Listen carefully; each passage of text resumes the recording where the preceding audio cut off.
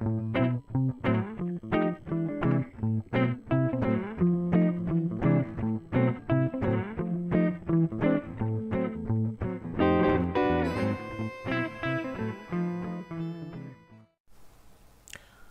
back to Trading Card Tuesday. I'm Debbie with Ugly Dog Creations, and we're back with another trading card.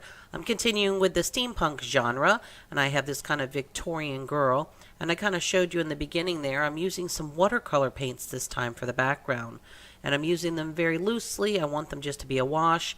I'm using a Strathmore Bristol board, which is not very conducive to watercolor. So the water is going to sit on top of the paper, but it's kind of what I wanted. I wanted a very abstract, galaxy maybe kind of like, very abstract kind of watercolor. And so you can see me kind of laying the color in and going back and adding some more color.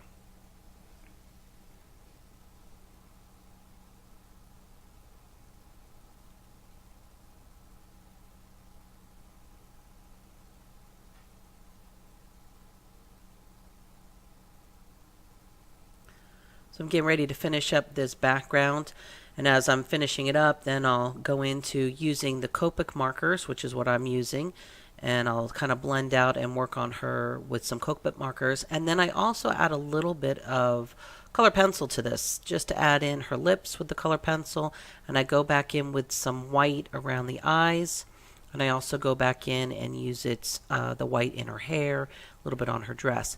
Now you're going to see up here, and you may not see it very well, but all of a sudden while I'm using the Copic markers, a blob pops out.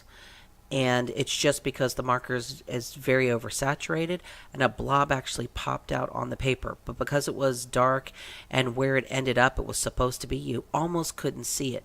But if something like that happens where you have that, turn your marker the other side so that it drains back towards the other end that you're not using, then you should be able to go back and use it again afterwards. If you have an error on your paper, you can use your colorless blender to kind of push that ink back. Now the one thing is I don't know how that would have reacted with the watercolors in the background and what it would have done to it if it had bled out past her hair. But because it was very freeform, what it did, it was fine. So that would be interesting to see what happens. But if you do have that happen where you have ink or ink in an area that's not supposed to be, I did have some ink in her eyes. It bled over. I used the colorless blender basically to push that color back into the paper and bring the white of the paper back out. You can see I'm adding the color pencil like I had suggested. And you'll see her face kind of lightens up a little bit. Again, when you're doing your colors, you need to step back and let them kind of dry to see where they're going to finalize, and then go back and add more layers where you want to darken it up, because it may dry a little lighter than where you want it to be. So that way you can just figure it out. Add your layers too. And that's what's good about Copic markers. They're great for layering. It's really pretty much it. We're going to see I'm going to start finishing up the card here. I hope that you enjoyed this video. Speed paint was kind of quick this time. I sped it up about 8 times just so you could see that the actual drawing and the actual speed painting part of it. If you've liked this, please hit like. If you haven't already done so, subscribe. There's a trading card coming out every Tuesday for this year. Right now I've been working with the steampunk genre. I'll be moving into something special in April.